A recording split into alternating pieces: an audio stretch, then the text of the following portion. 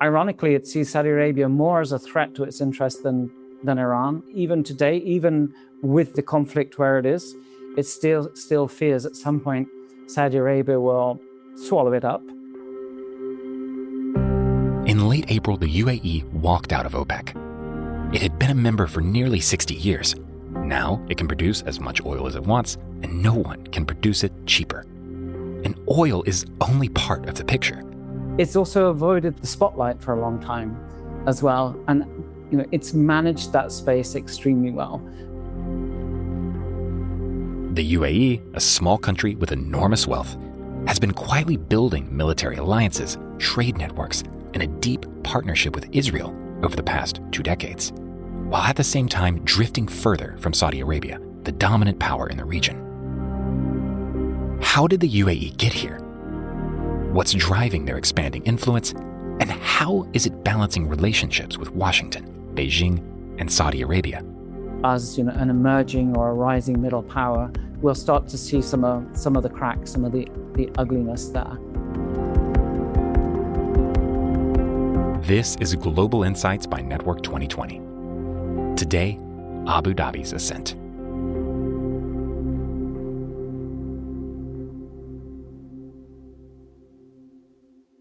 Joining us today is Dr. Neil Quilliam, energy policy, geopolitics, and foreign affairs specialist, and previous head of Chatham House's Future Dynamics in the Gulf project.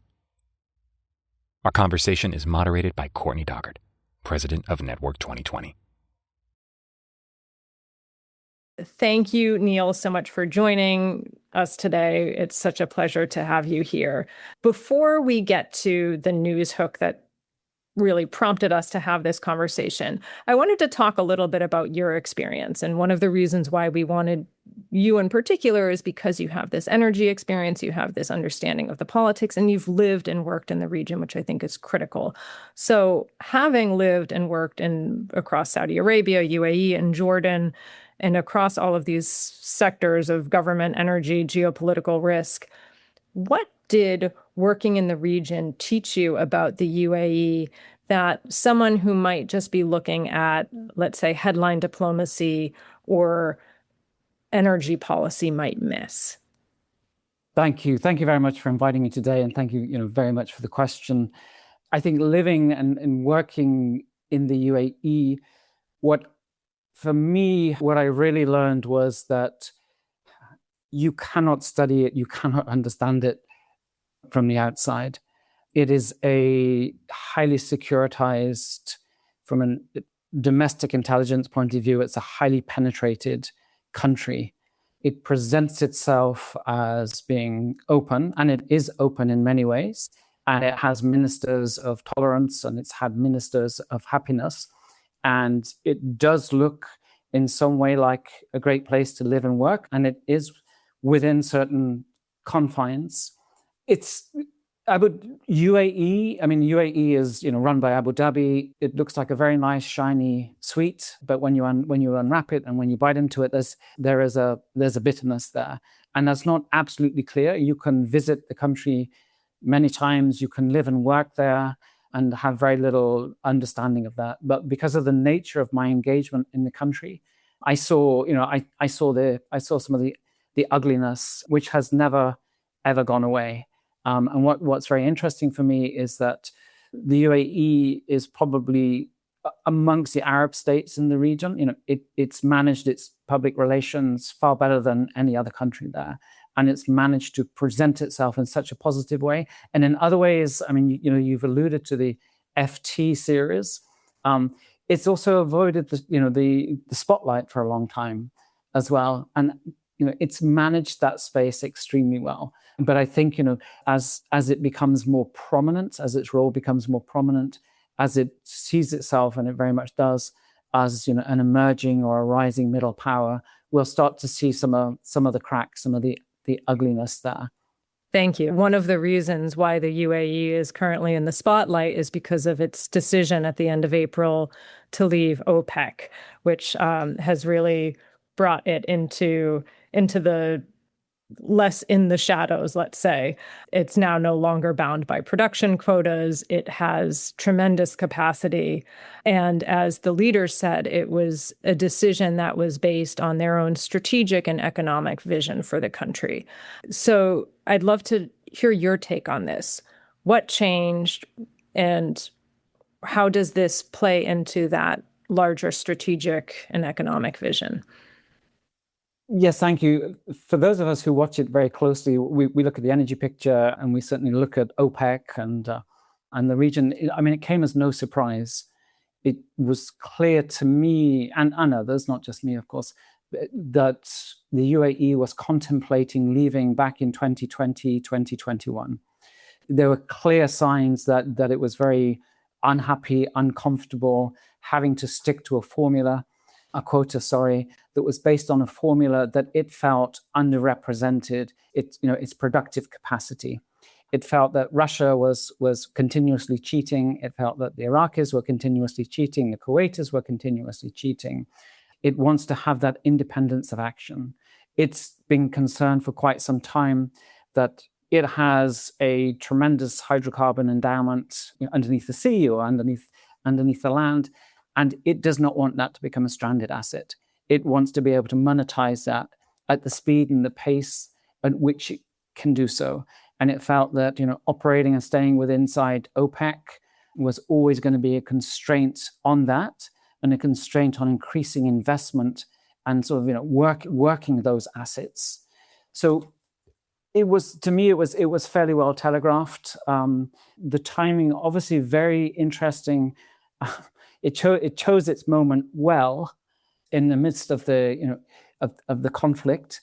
It realized that if it pulled the plug at that particular moment from a material basis, it wouldn't necessarily be felt because we were all feeling the pain anyway. So it wouldn't be an additional hit for it, but it would also mean, and we're still talking about the reopening of Hormuz, so we've still got that space to come. But when Hormuz opens, when crude begins to flow, ordinarily, it will be in a position where it can just lift production. I mean, it can produce somewhere around 4.86 million barrels a day. Its nameplate is 5 million. It wants to increase that even, up to 5.5 million barrels. So it can be an independent actor. It's wanted to do that for some time, and this was the perfect moment in which you could do so, because the impact wouldn't be felt. It would be preparing itself for when Hormuz opens, and lo and behold, it would be seen very positively by the U.S. administration as well. So it hit all the key points. So no real shock to anybody who was looking at this for some time, and we all expected it. But like one of those things, you don't quite know when it's going to come. So following, what was it, COP28, when they got a lot of countries on board with potential fossil fuel limitations, I mean, that was really just then. And it sounds like what they really had in mind is how can we produce as much oil and use that, because you referenced it not becoming a stranded asset, for another economic vision. Is that about right? Are they worried that the oil will just get trapped in the ground and then they won't be able to use it to finance other projects? Exactly. In a sort of very simplistic manner, that's the way they envisage it. Their investment into renewables, their investment into their own civilian nuclear program is major and significant. Mm-hmm. That's not greenwashing. I mean, those are very real. Those the companies that they've invested in are making tremendous strides. I mean, they want their cake and eat it, basically. They don't want to be left with these stranded assets. And the other thing is, as well, is along with Saudi Arabia, they are the cheapest produced hydrocarbons in the world. So ultimately, as the cost of hydrocarbons goes up, as the resource draws down, they will still be the lowest cost producers. Mm-hmm. So Saudi Arabia and the Emirates does not want to be in the shadow of Saudi Arabia, can produce at will, and can outcompete more expensive producers. So they can stay longer in the game, get that hydrocarbon resource out, absolutely maximize that. So for them, the transition will then be, for them, smooth. Great, thank you. And you also referenced that Abu Dhabi really wants to sort of maintain its independence and be able to make its own decisions. I'd like to just go back a little bit and understand how that decision-making process and whether or not that's part of the fabric of UAE's founding. And you've written about, along with your colleague Sanam Vakil at Chatham House, comparing the UAE to the Medicis of Italy way back in the day, just in terms of the way that they operate through networks and are able to punch above their weight. And so I'd love just to get a sense from you whether or not you feel that comparison is still apt and sort of how the UAE has used that strategy. Yes, I will. Thank you. I think the factors that allowed us to draw those comparisons still very much sit there. This is effectively a city-state. It has tremendous wealth. It has spent the last 40 years, building out networks, but I would say it really started building out those networks, that diplomacy, that patronage from after 9/11. I think what we saw after 9/11, we saw Mohammed bin Zayed, who was then Crown Prince of Abu Dhabi, come into his own, come into the fore. And I think after 9/11, with the shock of having two Emiratis on board one of those flights, I think he took a decision that he would align the UAE, and Abu Dhabi is the dominant partner. The UAE is made of 7 different Emirates. Abu Dhabi is the dominant partner. He would align it to the US. He would deploy special forces in Afghanistan. One of your colleagues, has mentioned their role in Afghanistan, and begin to build out a series of long, durable networks. It's a small state. It has something like 6% of the world's, it depends on which factor you look at, but about 6% of the world's oil, with a very small population. So it's tremendously wealthy. And it built out networks horizontally, vertically. It built out its diplomacy.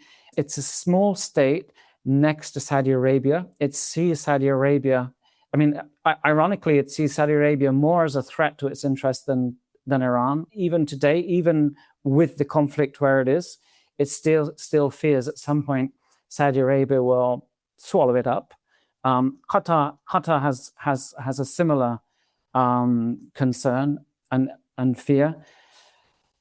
And so if one were to map out what it's done since 9/11, it's really elevated itself. It's really invested in diplomacy. It's brought into the country, and it's felt no qualm doing so. It's brought in a lot of expertise to work with senior Emirati officials at every level. It's brought them in. When I first started going to the UAE, I lived and I worked in the UAE. I left. I went back when I worked with control risks, and one of the government agencies was one of our clients, and we worked on a very big project. And I came across this sort of, I would call them a Rolodeck of living former special forces people that would be on retainer, they would be on call. And if MBZ wanted one of them, he would just pick up the phone and they would come. And it was fascinating. And they would just be there waiting in the wings. And I dealt with several of those from former men from the SAS. And it was clear that MBZ knew that they had to have expertise. They wanted to bring in expertise, and they've constructed this state. They've done it quite differently from Qatar. Qatar has built out. It does have a similar resource. It has built its networks, but there's something very distinctive, I think, about the UAE, and something very distinctive about Abu Dhabi, and that it has taken a series of strategic decisions on who to put, where to put them, and how to build out. And what I mean there is, if you look at the Emirati ambassador to the US, Yusuf Al-Taiba, he's been there since 2008. Whenever I come to DC, generally, I don't always get to see him because he's a little bit annoyed still about the Foreign Affairs article. But generally, I get to see him, And he will just sit there and he will map out what the vision of the UAE is. It's no secret. They want it to be very, very close to the US. It's tied its colors to the mast to the US. And, we can get onto the Abraham Accords, but at some point it recognized that building out a relationship with Israel was critical and absolutely essential, and it has taken that decision. Sorry, and finally, just to get back to the Medici, you can also see that they've invested in trade, finance, science, culture. You have the Louvre in Abu Dhabi. So in a way that they're trying to emulate that, but they are still a small city state. And unless they can manage the family affairs, and it's still a relatively small family, the Medici lasted for a good 300 years. I'm not sure that the Al Nahyan, the ruling family of Abu Dhabi, will be able to sustain that and last 300 years because it's so small, and there will be some internecine fighting somewhere along the way. Thank you. This was a great description. What I'd like to turn to the point you made about Saudi Arabia, because that seems like such an interesting relationship. I imagine that most people would think that, as you mentioned, they'd be looking at Iran as one of the biggest threats in the region. And we'll talk about the Abraham Accords later on. But I'd love to talk about Saudi Arabia a bit, because it seems like they've taken similar approaches, and they're increasingly diverging on several issues, whether it's foreign policy, energy policy, et cetera. So in your mind, when did this relationship become, I don't want to use rivalry, but maybe it is a rivalry, and what parts of that are more embedded and what might just be temporary and passing? So if we just go back very quickly to the Arab Spring, Mohammed bin Zayed, MBZ, took a very hard line on the Arab Spring, and this was at the time when MBS was still new, but he was in the wings. So Saudi Arabia and the UAE came together during the Arab Spring. They saw the fall of Mubarak. They saw Gaddafi go. This was a major concern. So they coordinated and they worked very, very closely together after that. And then from 2015, 2016, we saw MBS really coming into play. He was becoming a prominent player. And at that particular moment, MBZ had been worried about Saudi Arabia for a long time. It thought either Saudi Arabia is going to become even more conservative, even more religious, and will be disrupted by Al-Qaeda or other groups and will fragment, or it's going to become a huge regional player, big dominant player that he's going to have to manage. And he fostered a very good relationship with MBS. He almost sort of took him under his wing. It was like tutor, tutee, and that lasted for a good few years. That lasted until about 2021, and you can see, he was encouraging MBS to open up the country, to liberalize with a very, very small L, but at least in the sort of social space, at least in the economic space, and that relationship for some time looked quite healthy, and it seemed that that they were going to sort of, I guess, kind of rub along for some time to come. It didn't look like competition. But after 2021, we'd gone through a crisis with the Qatar crisis. If you recall, when Saudi, the Emirates, Egypt, and Bahrain, called them a quartet, blockaded Qatar, and they blockaded them for 4 years. In 2021, the Kuwaitis brokered an agreement, an end to that situation. And as a consequence of that, the Saudis and the Qataris grew close again, and the Emiratis and the Qataris still felt very distant from that point. And that was really sort of the turning point, I think, when MBS just felt that he'd come into his own. He was now Crown Prince.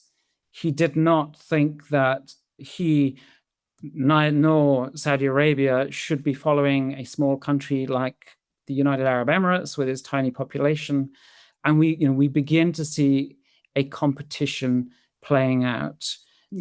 MBS said any country, sorry, any major corporation that has interests in our country will have to set up its headquarters in Riyadh. It can't have it in Abu Dhabi. It can't have it in Dubai.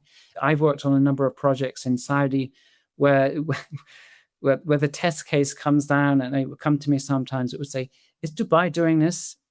Does Dubai have this? And I'd say, yes. I said, okay, then we're going to do it. So there's a real competition. It's quite personal between the two men. Saudi Arabia sees itself as the big player or one of the big players in the region, and it should be the dominant Arab force. Whereas the Emiratis see themselves as a city-state, as this nimble, very well endowed state that can hedge, that can punch way above its weight and look deep into the future. It has a vision 2071 and plan out all the way there. So they have very different visions of where they should be, where the countries sit in the region. And you've now got this intense competition between the two men, what once was tutor and tutee, but now MBZ does not see MBS as a peer, and MBS does not see MBZ as a peer. Interesting how so much comes down to relationships. I'd love to just take a look at a few more key bilateral relationships. We've mentioned the Abraham Accords. The UAE, is part of the Abraham Accords with Israel. They did not recall their ambassador during everything that happened during Gaza. They are, along with Saudi Arabia and a couple other countries, part of this planned IMEC corridor that runs from India through the Middle East into Europe. So and includes Israel as well. So I'd love to just dig into that relationship a little bit and understand where it stands with the UAE and Israel. How critical is that relationship? And is it cooling at all publicly because of Gaza or not? Thank you. It's an important question. And Sanam and I, we wrote for Chatham House, about 3 or 4 years ago. We wrote an in-depth kind of policy report looking at the relationship, looking at the bilateral relationship. And what we found then still very much holds true at the moment. I think it's going to be a long, deep, enduring relationship. I said earlier, I think MBZ had made a decision, had made a calculation that it should establish formal relations with Israel. Relations were already there, obviously. They just needed, in a sense, formalizing and sort of bringing out. I think if you look at the nature of the relationship, it's only deepened from security, from tech, from trade, from defense as well, of course, with Israel, allowing the use of the Iron Dome is really quite something. And I remember when we published our report, we were criticized a lot by a lot of commentators were saying this relationship is going to be brittle. And we made the point, there's very little people-to-people relations, and that's very, very true. The Emiratis or the Abu Dhabians or the Nahyans have made this decision that their future in the region will be better served by being very, very close and maintaining this tight relationship. And to come back to the El Otaiba, he told Sanam and I, quite a long time ago, he said, the decision was made that the way we can build our relationship to the US and make it strong and enduring is to work with Israel. And it was sort of cementing the three things there. The US relationship is absolutely fundamental for the UAE, no matter what it says, no matter what it does. It's that is unbreakable, that is immovable, and Israel is part of that. And the UAE sees its future in the region being served by being that close to Israel. So very, very tight relationship. Interesting. So the UAE is pursuing this relationship with Israel because of its desire for strong ties with the US, which in a way almost sets it up, interestingly, with the elephant that always seems to be in the room, which is China, right? I'd love just to talk about that relationship a little bit, because it seems as though the UAE needs China more than China needs the UAE. And so I'd love just to get a sense from you, is that right? I mean, I know China is a purchaser of UAE fossil fuels, also component parts, so they really rely on China a lot. Is hedging possible in this case, or is there a scenario where the UAE is forced to, let's say, choose between China and the US? I mean, I think the Emiratis are hedging, and they will continue to hedge. And I think your characterization of the relationship with China is absolutely right. And I think it's a characterization for all 6 of the Gulf Arab states. I remember working with one of my former colleagues who was the British ambassador to Saudi Arabia, and he'd previously been ambassador to the UAE. And he described visiting Beijing with a Saudi delegation and separately with an Emirati delegation. This was back in 2012, 2013. And he said it was very clear that both delegations had really wanted to cement their relationship with the Chinese. And they wanted to go beyond a transactional relationship and make it a little bit more transformational. But the Chinese had no interest in that whatsoever. And his characterization was the Chinese looked at these countries just simply as one big gas station. They just wanted to get their gas, and they wanted to get it as cheap as they can. Now, I think for the Emiratis, I think they will hedge, but they know, and the US has made it absolutely clear when it comes to technology, when it comes to security, when it comes to chips. I mean, there are issues in and around that security piece that they cannot have a relationship. Huawei is no longer welcome in the UAE. So the US really called out the Emirates on that piece, and they yielded. They stepped back because they know their best interests are with the US. All right, thank you. And just one more that I want to dig into a little bit. It's sort of Saudi adjacent, which is that on August 7th, I think it was Saudi Arabia, Pakistan, and Turkey had just announced their Mecca Mutual Defense Pact. And there's been, I think, a lot of public back and forth between the Emiratis and the Saudis on this. And so how much in your mind does this, keeping in mind that it's a defense pact, it's, not economic, but, of course, has to do with security, how much does this show that they're hedging in genuinely different directions, or are we just reading too much into this? I think we're reading too much into it. I was in Riyadh about 6 weeks ago, and I was speaking to some senior Saudi officials about what was then being called STEP. So that's before the defense agreement.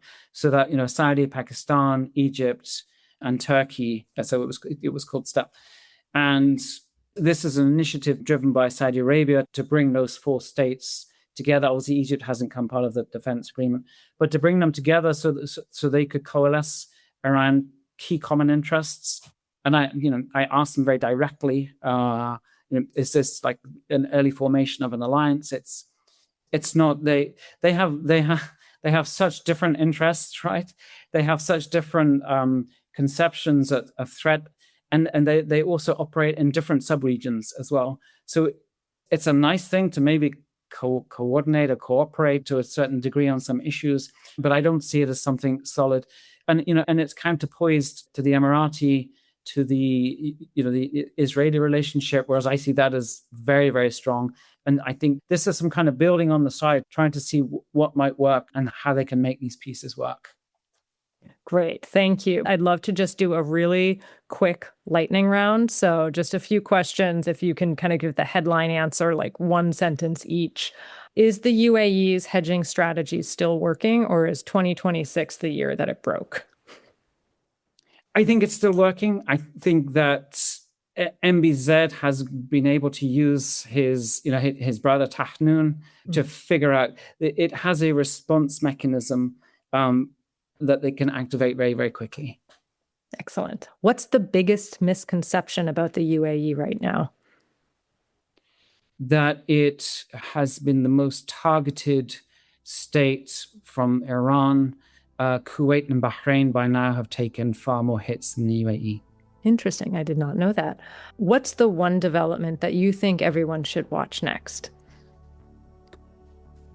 That's the opening of Hormuz, and that is the fact that I believe that a service fee of some form will be imposed, and that will be marketed as environmental tax, but the means through which vessels pass through Hormuz is changed for a very long time. Interesting. All right, we have gone through a lot today. Thank you so much, Neil, for just taking us through a bit of the history, the family structure, the way the Emiratis operate, and sort of how these relationships are happening.